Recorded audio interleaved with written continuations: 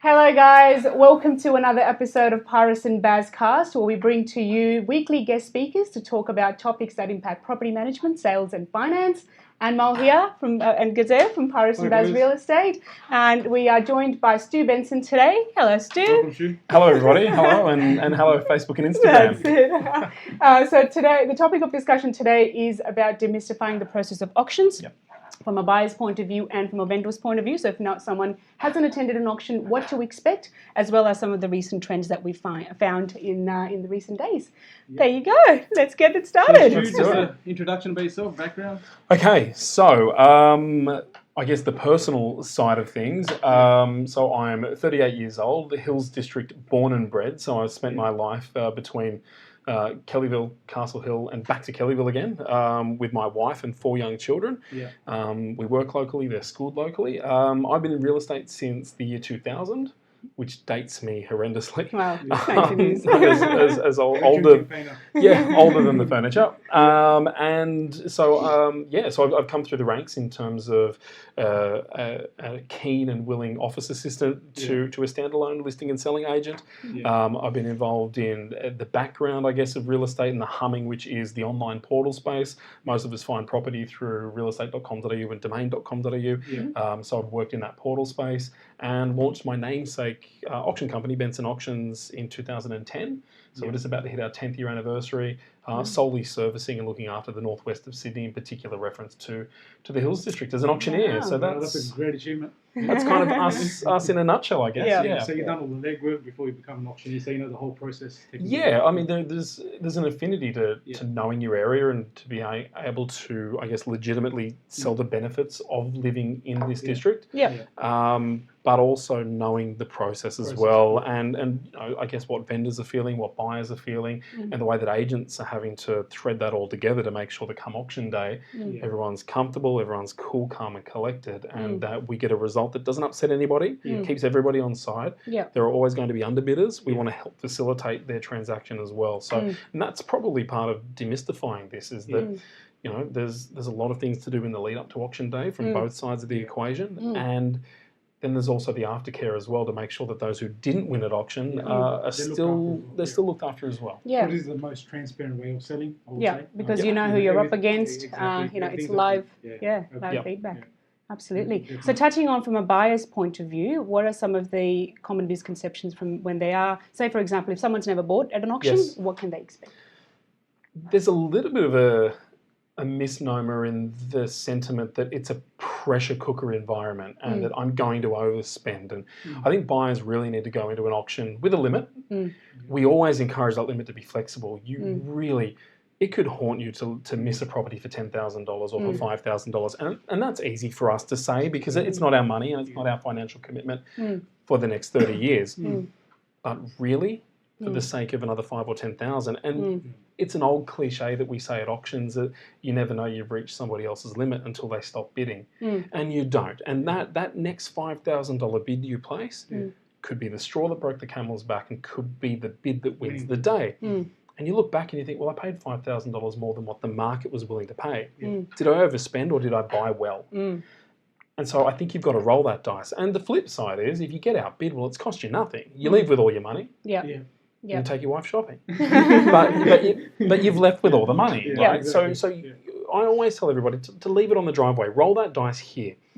If you're driving home and talking about it, you're opening the door for regret. Leave it on the floor. And if you get outbid, nothing ventured, nothing gained. But there's no pressure. A good auctioneer and a good agency team in the lead up will make sure that these people's hands are held so that it's a comfortable transaction. We don't want anybody buying anything that they're not comfortable with at a level that they're unhappy with, because the business of real estate is a relationship business, and you've got to remember that these people who you're holding their hand through this process and who may eventually buy or not eventually buy are going to need a real estate agent one day. Exactly. And you still want to be that agent. That's right. We're in the business of relationships. And if you've handheld them and it doesn't work out, hopefully it was on the good end of it didn't work out, not on the disgruntled, upset end of it didn't work out. And they'll still trust you again at the next auction or at the next transaction. And I know plenty of real estate agents here in the Hills District who haven't been able to find that dream home for the seller, but because they've looked after them so well, they've still got their foot in the door and they're still in the conversation the next time around in the 5 years or the 7 years that it's time for them to transact. So one of the biggest things for somebody who's looking at purchasing is just to make sure you're in constant dialogue with your real estate agent.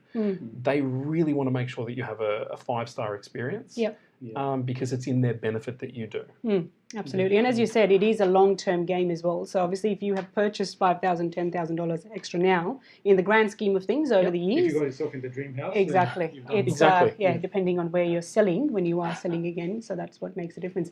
Now, from a buyer's point of view, when they do purchase, say, because obviously on the day of the auction, there is a lot of anticipation, a lot of sort of hesitation of what if I bought the property before it went to auction? Correct. What happens in that instance? And in terms of paying the deposit as well, I think you're buying under auction conditions. So let's elaborate on that as well. Okay, so for those, I guess, maybe uninitiated with the auction process, maybe you've seen them on television, but you haven't actually been through one before. A sale via auction, or indeed a purchase via auction, is of an unconditional nature. So with a private treaty sale or a more traditional sale, of course, we know that we offer a 5-day cooling off period. That might extend to a 10-day cooling off period. That allows you to get your pest and building report done. Maybe your financier needs another inspection of the property to make sure to go from pre-approval to unconditional approval. With an auction campaign, at the fall of my gavel, there is no cooling off period. We go straight into a settlement period, which means that the property is yours on the day and a deposit is due. To your question with regards to a pre-auction purchase, the same rules apply. What you're effectively doing is putting an offer on the table that the owners would consider stopping the auction for. But by the same token, allowing you the 5 or the 10 days to do all of those sorts of inspections, the other buyers who are interested on the property may then go walk away and look at other properties as well. So the buyer, in rolling the dice and accepting your offer, they do so, and they're happy to do so in a lot of instances if the offer is fair and reasonable. But we still do it under auction conditions. So we still go through the same process. At the moment in the Hills District, my auctions personally and the agents that I look after and represent, about 25% of my booked auctions at the moment are selling unconditional prior to auction. So if you do see a property that you do like and you're absolutely in love with it, and don't have to wait. You don't have to wait. Have a conversation with your agent. You will need to be realistic. Your offer is effectively an offer to stop an auction. So you've got to remember, if you were selling, that would have to be a compelling offer. Exactly. But also, in doing that, you don't leave the door open for the next 2 or 3 weeks for more people to see it, more people to fall in love with it, and more people to compete with you on auction day as well. So it can be advantageous if it suits your circumstance. And even when you do put an offer, there is the real estate agent still has to go through the other or interested parties that have expressed to put an offer before it's actually signed as well. I think that's the other thing. So you can't just put an offer and then hope nobody else will know about it. No, correct. It's still, look, as we say, look, until the sold sticker's up on the front of the signboard, it's still for sale. That's right. And as real estate practitioners, whilst we facilitate the best possible transaction with our buyers, we are employed by the seller. So we have to do what's right for them, and that's an ethical and a legal thing that we as real estate agents have to do. But we don't want to gazump anybody, and if your offer that is put on the table pre-auction is superseded by somebody else's offer, the agent is going to come back to you. They are going to give you the opportunity to increase your bid. It's almost like an auction before an auction. Silent auction, so to speak. Kind of. Yeah, you don't have to listen to me. There's a question. Do you want to just check what that is? So we'll come back to that one. So in terms of buyers, is there any case studies or any stories from a buyer's point of view that would be relevant in sharing of how they've been able to purchase the property? Well, look, recently, as I said, the numbers are increasing with people wanting to secure. I think a lot of it has to do with the lack of stock on the market at the moment. In the Hills District, we are seeing a considerable amount of stock holding off because the people who are considering selling, there's nothing on the market that they want to buy yet, so they're waiting and they're holding off. So I think the reason for the increase in pre-auction offers are simply that buyers in the marketplace don't want to wait 4 weeks. Maybe they've already been waiting 3 months and they just cannot find that home. So if that urgency is applicable to your buying situation, have a chat with your real estate agent. I mean, the fact of the matter is there's an auction sign out the front of that house. Those people want to sell. Those people want to sell. Creates that urgency. It creates urgency and it can certainly speed things up. But don't don't believe that you have to wait until auction day to engage that real estate agent, but also be mindful of the fact that your agent may have 5 similar people at similar levels, and the right thing to do by the vendor is to achieve market value in an open forum. And at the end of the day, as we mentioned in the introduction, it's as transparent as you can possibly get. Your competition is there, and you'll hear what they say. And if anything, it's validating what the property is worth. Your pre-auction negotiation, well, that's what it's worth to you. But to hear what it's worth to other people and to have that public proof out in the marketplace, well, if the gavel falls in your direction, you know that the price was arrived through open, transparent bidding. So it didn't happen just because you thought it was worth that. It got there because everybody took it there. And that's why I love auctions, because every time I dropped the hammer, the house sold for exactly what it was worth at that point in time. That was its market value at 2 o'clock on Saturday, the 20th of June. Absolutely. So now talking from a vendor's point of view, firstly, any private treaty can be converted into auction? Correct. Yes? So it's happening quite a bit. Yeah, it's actually happening quite a bit lately here in the Hills District because we've got a lack of stock. People are putting up a for sale sign first weekend. We're seeing them on Facebook, the old cliche front doorstep 50 pairs of shoes photo. We love that one, guys. So we're seeing a lot of those. But open homes at the moment are getting 40, 50, 60 groups through a single house in the Hills District. A lot of that's got to do with a lack of stock. Plus, since the election, we've had interest rate drops. We've had serviceability measures change, which you would know in your expertise.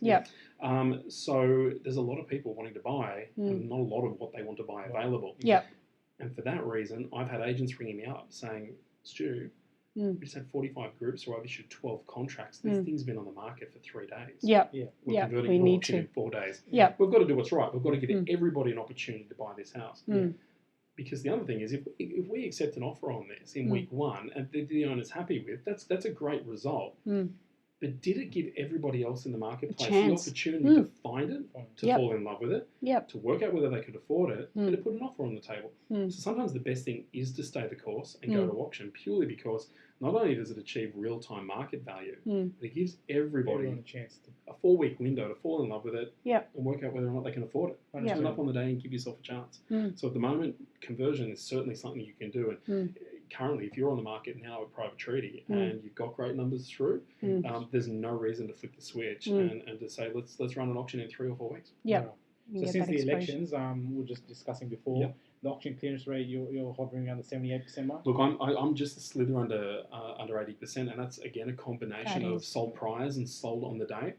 And of that 21% that aren't selling on auction day, give it about a week later, and the people who came to auction and weren't able to perform to reserve will have a second conversation or a second bite at it. The owner may move their reserve and their expectation, but the tail of the tape and the figures with auction properties versus private treaty properties at the moment, it's almost twice as fast to sell it via auction at the moment in the Hills District. Even a failed auction, and that's one that doesn't sell under the hammer, you're only in the 20th percentile that won't. You're transacting pretty quickly straightforward after the auction as well. So it's my favourite method of sale. There's no dancing around that, but the economics speak to themselves. The numbers don't lie. And it's a great way of selling right now at the moment, off the back of a lack of stock and a great lending environment.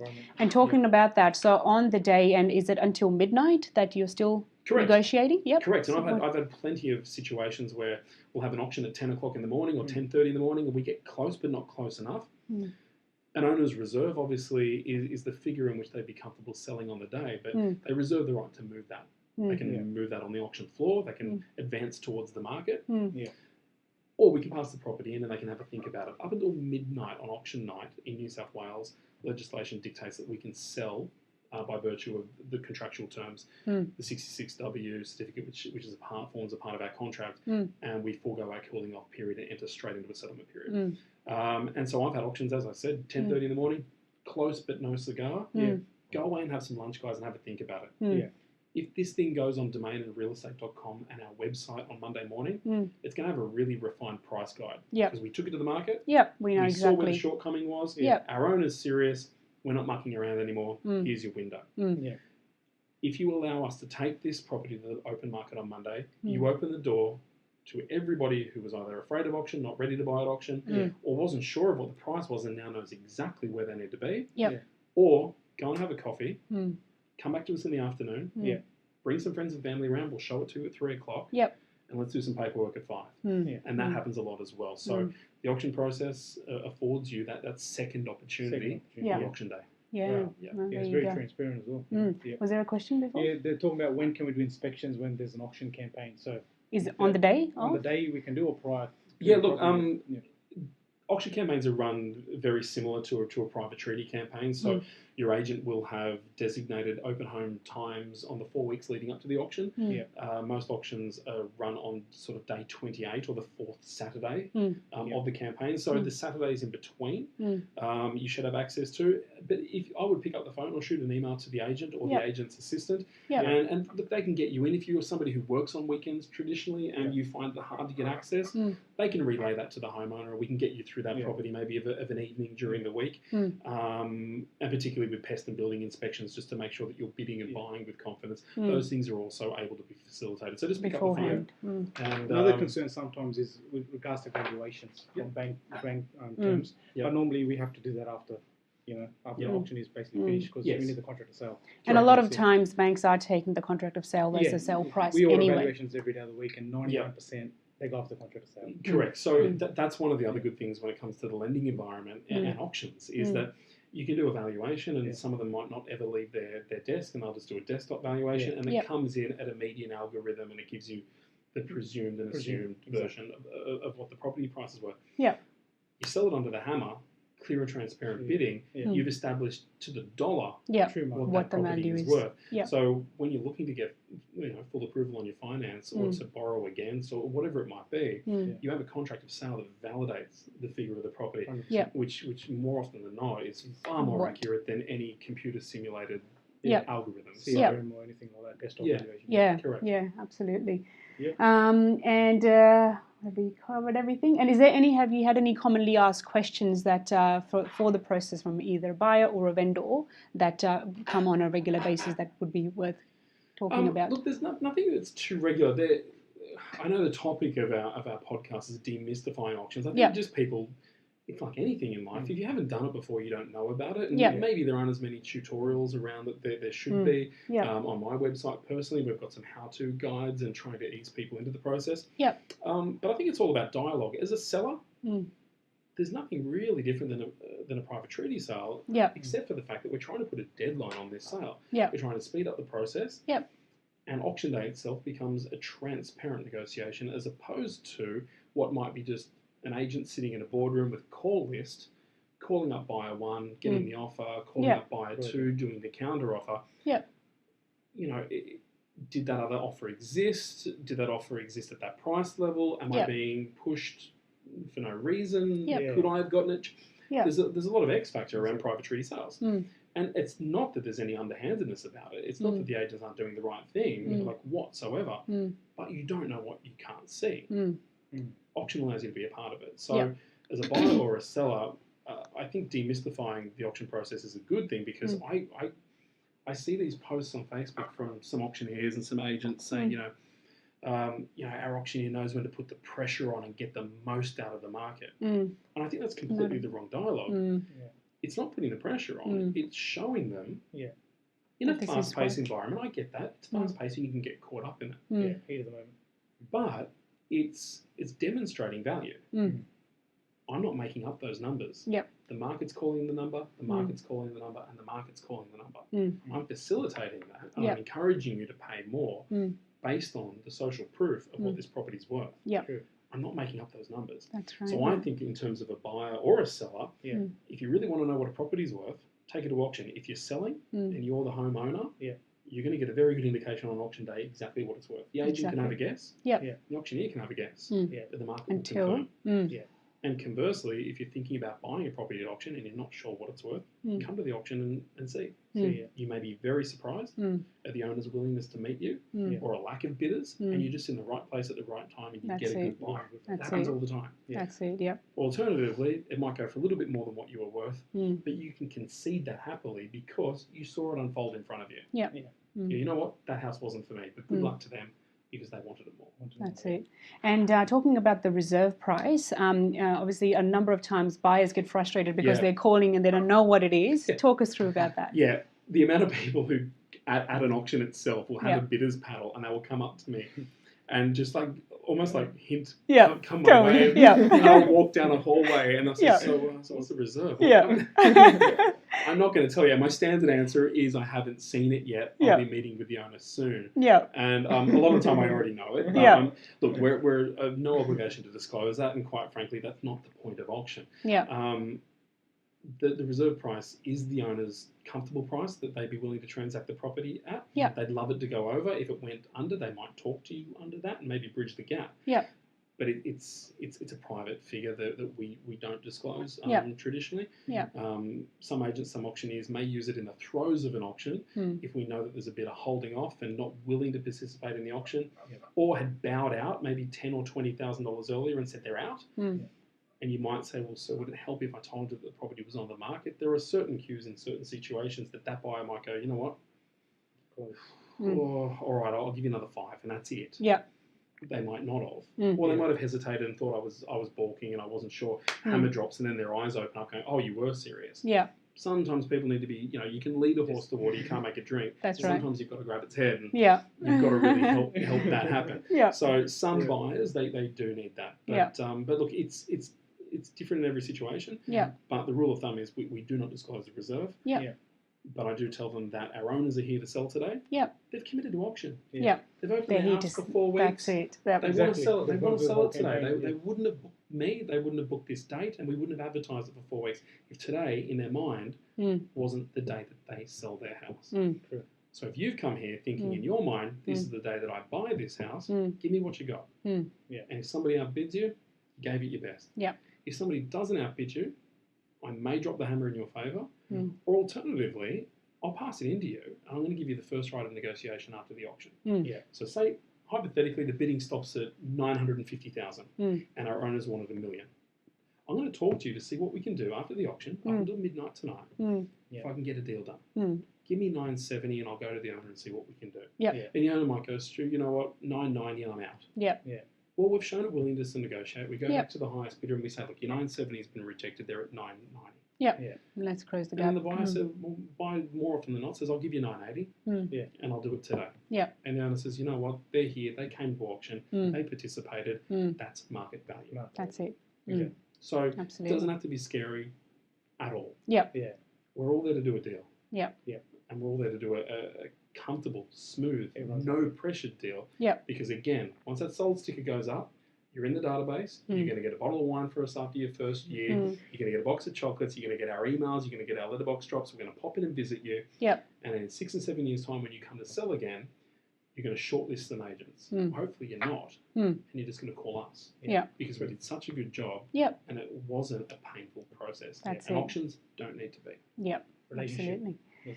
There you go. Well, thank you so much for that. How many other time? Are we done? We are well and truly done. Wow. Okay. There you go. Any final words before we sign off? No. See, that's the curse of being someone who talks for a living. No. Well, maybe tips of anyone that is coming to buy at an auction. What are the things they need to have done prior? Sure. I guess the quick tips are, make sure you've got some sort of financial approval. That's it, Talk to somebody who can get you finance approved and ready to bid and buy. You want to bid confidently. Again, as we said at the start of the podcast, for the sake of 10 or 20,000, I guarantee you, in 10 years' time, you'll forget what you paid. You'll look at what it's worth, and you'll be grateful that you bid that extra bid on auction day. Ask your agent any question as many times as you need to. Pick up the phone and get in contact with the auctioneer if you know. They can also help you. Building and pest. Pest and building reports as well. A lot of agents will provide them. There are a lot of services as well, like before you bid and things like that will help you get those documentations as well. But also your agents will have preferred suppliers, people they can recommend to you. Maybe go to another couple of auctions as well and just see if you can get comfortable with the tempo and the flow and the way in which an auctioneer will point towards you. Some people get intimidated, a little bit intimidated, and they like to stand behind the tree and things like that. And I totally get that, but we do need to see you. So just get yourself a little bit acclimatized with the auction process. But again, there's no silly questions. So ask as many questions as you can. And just double check with your agent a couple of days out, not the night before. Give yourself some time, but a couple of days out. I've got this, this, and this. Is there anything else I need to be prepared for Saturday? Yep. Yeah. Know who your solicitor and conveyancer is. Yep. We've got to put those Very details on the true. contract Yep. of sale. Little things like that, but ask more questions so that you've got more answers. And the more information you have on auction day, you're going to be calmer, you're going to be comfortable. Leave half an hour earlier than you thought you would have to. The amount of people who turn up rushed, hyperventilating. Yep, trying to find parking. Well, trying to find parking, right? Auction day, everybody comes. The neighbours come, Yep. the auntie, the uncle, It's a show. the cousins, auntie's roommate, they all come. So Yep. you might have to park 5 streets away. And Yeah. if you've got the kids in tow or you've got grandma coming along to see you buy your first home, Yeah. you're going to have a lot of people to accommodate and the walk could be 2 streets. Yeah. So leave a little bit early, Yeah. get to bed early the night before, big Yeah. glass of water, breathe. It's going to be okay. It's an event. it's going to be okay. Yeah. Perfect. Thank you so much for your time, Stu. And if you have any other questions afterwards, do feel free to put them in the comments. We'll make sure that they're answered as well. And do tune in next week again. So every Thursday at 3 p.m. we have a new guest speaker to talk about different topics that impact real estate. Thank you so much for your time, and we'll see you guys next week.